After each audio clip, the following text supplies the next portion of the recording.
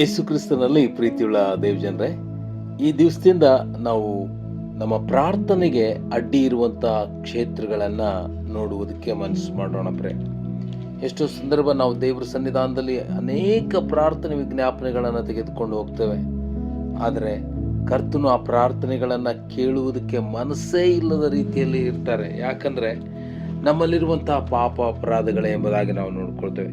ನಾವು ಕೀರ್ತನೆ 66ನೇ ಕೀರ್ತನೆ 18ನೇ ವಚನ, ನಾನು ಪಾಪದ ಮೇಲೆ ಮನಸ್ಸಿಟ್ಟಿದ್ರೆ ಸ್ವಾಮಿಯು ನನ್ನ ವಿಜ್ಞಾಪನೆ ಕೇಳುವುದಿಲ್ಲ ಎಂಬುದಾಗಿ ನಾವು ನೋಡ್ಕೊಳ್ತೇವೆ. ಅಂದರೆ ಅದರ ಅರ್ಥ, ನಾವು ಯಾವಾಗ ಪಾಪಕ್ಕೆ ಲಕ್ಷ್ಯ ಕೊಡ್ತೇವೋ ದೇವರು ನಮ್ಮ ಪ್ರಾರ್ಥನೆಗೆ ಲಕ್ಷ್ಯ ಕೊಡುವುದೇ ಇಲ್ಲ ಎಂಬುದಾಗಿ ನಾವು ನೋಡ್ಕೊಳ್ತೇವೆ. ಅದಕ್ಕಾಗಿ ಪಾಪ ನಮ್ಮನ್ನು ಅನೇಕ ದೇವರ ಆಶೀರ್ವಾದಗಳಿಗೆ ಅಡ್ಡಿಯನ್ನುಂಟು ಮಾಡುವಂಥದ್ದಾಗಿದೆ ಎಂಬುದಾಗಿ ನಾವು ಯೆರೆಮೀಯ 5ನೇ ಅಧ್ಯಾಯದ 25ನೇ ವಚನದಲ್ಲಿ ನಾವು ನೋಡ್ಕೋತೇವೆ. ನಿಮ್ಮ ಅಪರಾಧಗಳು ಇವುಗಳನ್ನು ತಪ್ಪಿಸಿಬಿಟ್ಟಿವೆ, ನಿಮ್ಮ ಪಾಪಗಳು ನಿಮಗೆ ಮೇಲನ್ನ ತಡೆದು ಬಿಟ್ಟಿವೆ ಎಂಬುದಾಗಿ ನಾವು ನೋಡ್ಕೊಳ್ತೇವೆ. ಪ್ರಿಯನ ದೇವಜನರೇ, ಯಾವ ದೇವ್ರ ಮಕ್ಕಳಲ್ಲಿ ಪಾಪ ಅಡಕವಾಗಿರ್ತದೋ ಅವನು ದೇವರ ಸಮೀಪಕ್ಕೆ ಹೋಗುವುದಕ್ಕೆ ಆಗುವುದೇ ಇಲ್ಲ.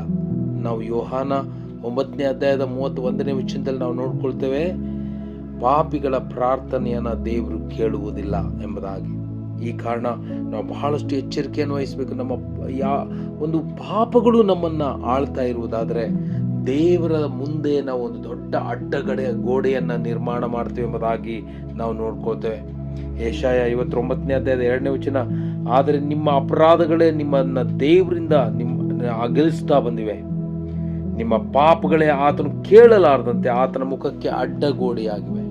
ನಮ್ಮ ಪಾಪಗಳು ದೇವರ ಸನ್ನಿಧಾನದಲ್ಲಿ ಅಡ್ಡಗೋಡೆ ಎದ್ದಿರ್ತವೆ. ಈ ಕಾರಣ ನಾವು ಎಷ್ಟು ಪ್ರಾರ್ಥಿಸಿದ್ರು ದೇವರು ಅವುಗಳನ್ನು ಕೇಳುವುದಕ್ಕೆ ಅಸಾಧ್ಯ. ಈ ಕಾರಣ ನಾವು ದೇವರ ಸನ್ನಿಧಾನದಲ್ಲಿ ನಮ್ಮ ಪಾಪಗಳು ಯಾವುಗಳು ನಮ್ಮನ್ನ ಆಳ್ತಾ ಇವೆ, ಯಾವ ಕ್ಷೇತ್ರಗಳಲ್ಲಿ ಪಾಪಕ್ಕೆ ನಾವು ಒಳಗಾಗಿದ್ದೇವೆ ಪರೀಕ್ಷಿಸಿಕೊಂಡವರಾಗಿ ದೇವ್ರ ಮುಂದೆ ತಗ್ಗಿಸುತ್ತಾ ಮಾನಸಾಂತರಗೊಂಡು ಕರ್ತನನ್ನು ಕ್ಷಮಿಸು ಎಂಬುದಾಗಿ ಬೇಡಿಕೊಳ್ಳುತ್ತಾ ಆತನ ಮುಂದೆ ನಮ್ಮನ್ನು ತಗ್ಗಿಸಿಕೊಂಡ್ರೆ ಆತನು ನಿಜವಾಗ್ಲೂ ನಮ್ಮನ್ನ ಮೇಲಕ್ಕೆತ್ತಾನೆ. ಈ ಕಾರಣ ಈ ಬೆಳಗಿನ ಜಾವದಲ್ಲಿ ಕರ್ತನ ಸನ್ನಿಧಾನದಲ್ಲಿ ನಮ್ಮನ್ನು ತಗ್ಗಿಸಿಕೊಳ್ಳೋಣ. ದೇವರು ನಿಮ್ಮನ್ನು ಆಶೀರ್ವದಿಸಲಿ. Thank you.